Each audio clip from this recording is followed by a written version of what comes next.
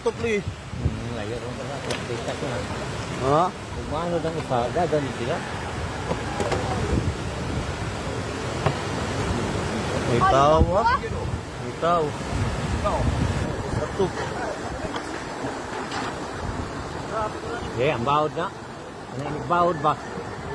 Iba-iba nga mo po. Ano? Oh, bandi.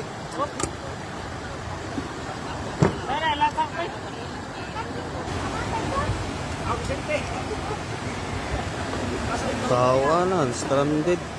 Ha? Tao sa top. Oh.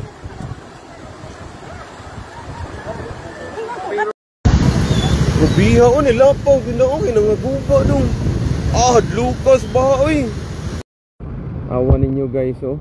So tanawa gikan diha alas 4 sa kadlaw napuno na daw naabot na daw tubig dito sa may akasya nangahurot na naanto na dito sa tumoy. Oh, ta wipe out yung tawon sila oh. Kaning mga balaya. Sus, baita. Tanawa ninyo. Sus, doon nga tawon ninyo. Grabe ka. Sug sa baha oy. Sus. Oh, naabot pa dito ang baha oh. Sus, nangahurot ang balay oh. Katong balay dito sa tumoy oh, tanawa oh. Makita ninyo sa mga viewers na to. Oh, hantod pa na dito sa tumoy. Oh, nahurot, na wipe out. Oh, sus ka grabe. So hopefully sa hangin pero ang baha mo ini kunis-kunis sa ilang mga panimalay. Oh, nang liki na wag yun ay tabunan yun tanan. Hopefully nga wala ratay nang kuan ani. Sus krabiha diri oh, talisay niya padong ni Cebu City South Medical Center nya LTO right. Grabe eh. Alas 4 pa daw sa kadlawon ang tubig na daw diri dapita kanang nga diha. Kanang nay akasya da. Munang nahurot yun sila og nabanlas yun ba. Linog. Linog ang yawan dani da kay uyog-uyog ang bridge na ami diri sa bridge. So tara.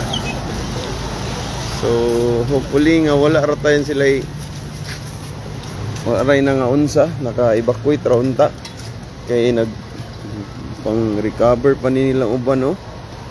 Sus. Imagino na nimo dito hanto na dito. Katumuhon bridge na dito katong sa tumoy. Boss Mick, okay lang sa amin pero dito sa may talisay boss, sa awa ng Panginoon okay lang yung tubig. Ayan oh, malalim yan yung sapa na yan. Kaso lang malakas talaga yung tubig, umapaw. Nasira yung fire yan, yung riprap nila diyan no. Nasira. Yung flood control nila nasira. 'Yun. Ganyan kalakas.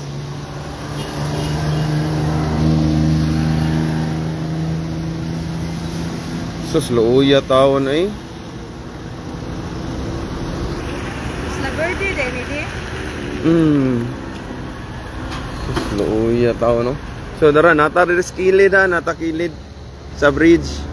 Kay ganina dito man ta sa kilid sa Mananga. Karon lahi na sa Talisay ka pa ni.